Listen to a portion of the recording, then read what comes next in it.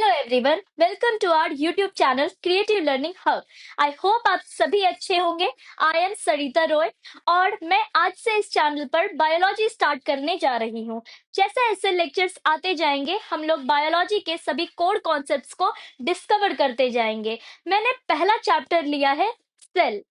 तो आप लोग के दिमाग में ये विचार जरूर आ रहा होगा, मैम पहला चैप्टर सेल ही क्यों? क्योंकि बायोलॉजी में बिना सेल को पढ़े, बिना सेल को अच्छे से समझे, हम लोग किसी और चैप्टर को बेहतरीन ढंग से नहीं समझ पाएंगे। तो चलिए स्टार्ट करते हैं। जैसे ही हम लोग अपने चारों ओर देखते हैं, हमें दो तरह के ऑर्गेनिज्म देखने को मिलते हैं। एक है लिविंग ऑर्गेनिज्म और दूसरा है नॉन लिविंग ऑर्गेनिज्म। एक है लिविंग ऑर्गेनिज्म और दूसरा है non living organism. Living organism वैसे ऑर्गेनिज्म है जो कि सेल से बने हुए हैं, और नॉन लिविंग ऑर्गेनिज्म वैसे ऑर्गेनिज्म है जिनमें सेल नहीं देखा जाता। फॉर एग्जाम्पल, अगर मैं कोरोना वायरस को टेबल पर रखती हूँ, कोरोना वायरस को अगर मैं टेबल पे रखती हूँ, तो क्या ये वायरस उस टेबल को डिजीज कॉज करेगा? नहीं। क्यों? क्योंकि जो टेबल में सेल प्रेजेंट है वो क्या है? डेड है। वो वायरस को एनर्जी प्रोवाइड नहीं कर सकता है ताकि वो वायरस उस टेबल में जाकर अपना लाइफ साइकिल कंप्लीट करे और उसको, उस टेबल को डिजीज कॉज करे।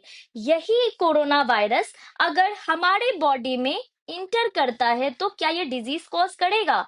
हाँ। क्यों? क्योंकि हमारे बॉडी में जैसे ही ये इंटर करेगा, वैसे ही ये अपना जेनेटिक मटेरियल इस्टेब्लिश करेगा और हमारे सेल के पूरे मैकेनिज्म को अपने कंट्रोल में ले लेगा और हमें बीमार करना शुरू कर देगा। उसके बाद ये सेल जो है ये कहाँ से आया? सेल की उत्पत्ति कहाँ हुई थी? सेल की उत्पत्ति पानी में हुई थी।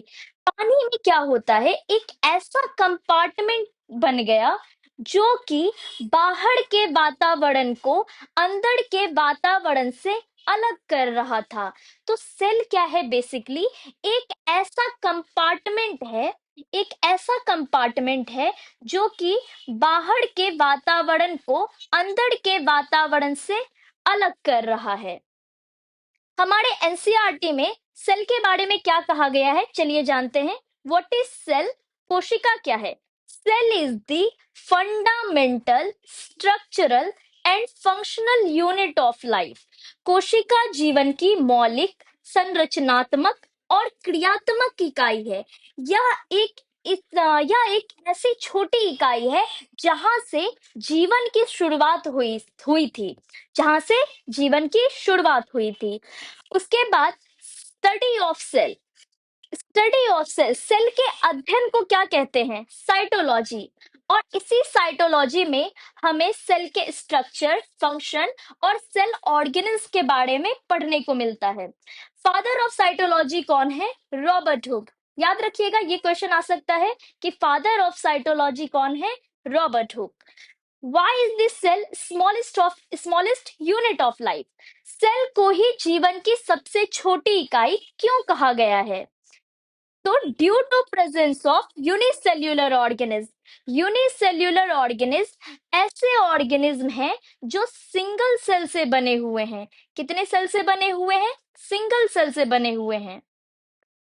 और इसी सिंगल सेल की मदद से ये अपने लाइफ की सारी एक्टिविटीज को फुलफिल कर लेते हैं, कंप्लीट कर लेते हैं। Unicellular organism performs all their life activities by the help of single cell. एक ही सेल में वो अपने जीवन की सारे काम को पूर्ण कर लेते हैं, समाप्त कर लेते हैं। इसीलिए सेल को ही जीवन की सबसे छोटी इकाई कहा गया है। आगे चलते हैं। हमारे एनसीईआरटी में 3 साइंटिस्ट का नाम एक जगह दिया गया है, जो है Robert hook, Anton von Leeuwenhoek और रॉबर्ट ब्राउन। इन तीनों साइंटिस्ट का नाम और इनका काम दोनों याद रखना बहुत जरूरी है। कभी कभी इनसे डायरेक्ट क्वेश्चन आ जाता है। रॉबर्ट हुक का काम क्या था? इन्होंने फर्स्ट सेल डिस्कवर किया था। कहां से डिस्कवर किया था? From the bark of oak tree. Oak tree के छाले से डिस्कवर किया था और इन्हें एक हनी कॉम्ब लाइक स्ट्रक्चर देखने को मिला था।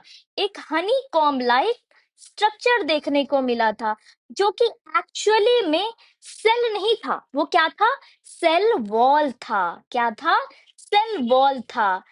सेल वॉल क्या होता है? प्लांट में पाया जाने वाला एक डेड लेयर जो कि प्लांट सेल को प्रोटेक्शन प्रोवाइड करता है, रिजिडिटी प्रोवाइड करता है और स्ट्रेंथ प्रोवाइड करता है। अगर क्वेश्चन ये पूछे कि बताओ कौन से साइंटिस्ट ने सेल वॉल डिस्कवर किया था, तो हम लोग क्या बोलेंगे? Robert Hooke. या ये भी पूछा जा सकता है कि बताओ कौन से साइंटिस्ट ने डेड सेल डिस्कवर किया था, तो भी इसका आंसर क्या होगा? Robert Hooke. तो अब सवाल आता है कि फर्स्ट लिविंग सेल किसने डिस्कवर किया? फर्स्ट लिविंग सेल डिस्कवर किया था एंटोन वॉन ल्यूवेनहुक ने। और उसके बाद एक साइंटिस्ट है रॉबर्ट ब्राउन। रॉबर्ट ब्राउन ने क्या डिस्कवर किया था? न्यूक्लियोलस। न्यूक्लियोलस एक तरह का सेल ऑर्गेनिज्म है जो कि सिर्फ किसमें मिलता है? प्रोकार्योटिक सेल में। किसमें मिलता है? Only found in prokaryotic cell. सिर्फ प्रोकार्योटिक सेल में मिलता है। और इस ऑर्गेनिल्स के बारे में हम लोग डीप में पढ़ेंगे जब हम लोग प्रोकार्योटिक सेल पढ़ रहे होंगे। आगे चलते हैं। आगे है सेल थ्योरी। और सेल थ्योरी में दो ऐसे साइंटिस्ट हैं जिनका अहम भूमिका हमें पढ़ना है। वो है स्लीडेन और श्वान। स्लीडेन कौन थे? वनस्पति विज्ञान के वैज्ञानिक, बॉटनिस्ट। और श्वान कौन थे? जंतु विज्ञान के वैज्ञानिक, दैट मीन्स जूलॉजिस्ट। स्लीडेन 1838 में क्या करते हैं? Studied on plant cell. ये किस पे अध्ययन करते हैं? प्लांट सेल पे। Studied on plant cell. वहीं जो श्वान है ये 1839 में स्टडी करते हैं किस पे? एनिमल सेल पे। Studied on animal cell. Studied on animal cell. आगे चलते हैं। आगे अकॉर्डिंग टू स्वान, स्वान के अनुसार जो एनिमल सेल है, एनिमल सेल का आउटर मोस्ट लेयर को क्या कहा जाता है? प्लाज्मा मेम्ब्रेन कहा जाता है। और ये प्लाज्मा मेम्ब्रेन एक तरह की लिविंग मेम्ब्रेन होती है। प्लाज्मा मेम्ब्रेन एक तरह की लिविंग मेम्ब्रेन होती है। और स्वान कहते हैं वही जो प्लांट सेल है, प्लांट सेल में आउटर मोस्ट लेयर को क्या कहा जाता है? सेल वॉल कहा जाता है। और ये सेल वॉल क्या होती है? एक तरह की डेड मेम्ब्रेन होती है। क्या होती है? एक तरह की डेड मेम्ब्रेन होती है। स्लीडन और Schwann jointly propose the cell theory. Schleiden और स्वॉन एक साथ आकर सेल थ्योरी देते हैं और ये कहते हैं कि ऑल लिविंग ऑर्गेनिज्म, ध्यान से, कौन से ऑर्गेनिज्म? Living organism. जितने भी लिविंग ऑर्गेनिज्म है ये किससे बने हुए हैं? ये सेल और सेल के प्रोडक्ट से बने हुए हैं। जितने भी लिविंग ऑर्गेनिज्म है ये किससे बने हुए हैं? सेल और सेल के प्रोडक्ट से बने हुए हैं। स्लीडन और स्वॉन एक चीज एक्सप्लेन नहीं कर पाए थे कि न्यू सेल का, नए सेल का फॉर्मेशन कैसे होता है। ये कौन एक्सप्लेन नहीं कर पाए? स्लीडन और स्वॉन एक्सप्लेन नहीं कर पाए थे। इससे बाद में रॉबर्ट विर्चो एक्सप्लेन करते हैं। कब? 1855 में। ये हमारे एनसीईआरटी में दिया हुआ है तो डेट याद रखना बहुत जरूरी है। कब एक्सप्लेन किया था? 1855 में। क्या एक्सप्लेन किया था? तो फॉर्मेशन ऑफ नया सेल, न्यू सेल की, नए सेल की उत्पत्ति कैसे होती है, इसे किसने बताया था? रॉबर्ट विर्चो ने बताया था। रॉबर्ट विर्चो कहते हैं omnis cellula is celluli। इसका मतलब क्या है कि every new cell arises from its pre existing cell. जितना भी नया सेल है ये कहां से बनता है? ये अपने पुराने सेल से बनता है। कैसे बनेगा? तो जो पुराना सेल है ये डिवाइड करता है और दो नया सेल बनाता है, जिससे हम लोग क्या कहते हैं? दो नए सेल जो बने उसे क्या बोलेंगे? Daughter cell. उसे क्या बोलेंगे? Daughter cell. और जो पुराना सेल था उसे क्या बोलेंगे? Parent cell. क्या बोलेंगे हम लोग? पुराने सेल को पेरेंट सेल। तो जो पेरेंट सेल है ये डिवाइड किया और दो नया सेल बनाया bye the help of process. Process है सेल डिवीजन, सेल डिवीजन। और यही चीज किसने बताया था? रॉबर्ट विर्चॉ ने बताया था। रॉबर्ट विर्चॉ ने क्या बताया था कि नया सेल कैसे बनता है? नया सेल पुराने सेल से बनता है। किस प्रोसेस से बनता है? सेल डिवीजन से बनता है। अब जो सेल थ्योरी है उसके अनुसार हमारे पास दो स्टेटमेंट है।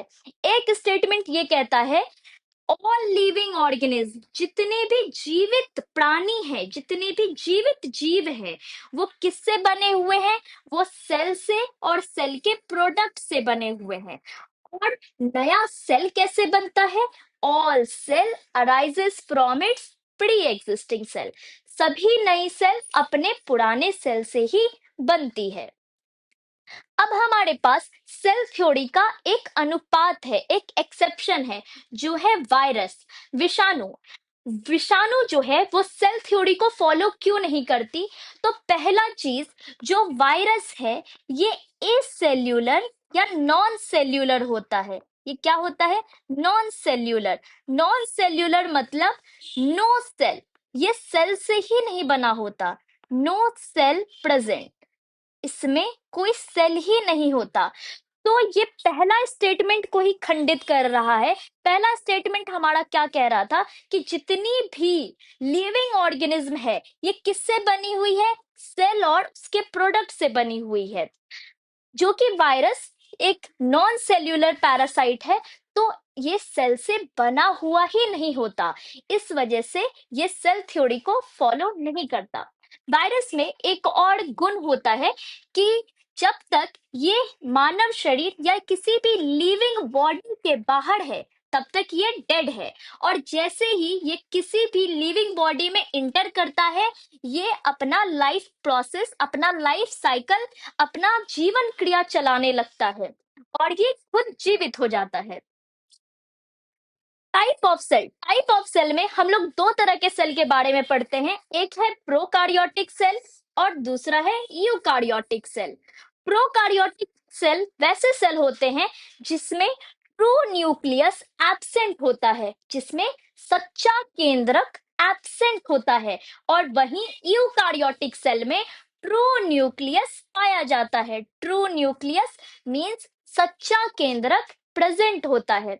जो प्रोकार्योटिक सेल है इसमें मेम्ब्रेन बाउंड सेल ऑर्गेनेल्स नहीं मिलती, और वहीं यूकार्योटिक सेल में मेम्ब्रेन बाउंड सेल ऑर्गेनेल्स पाई जाती हैं।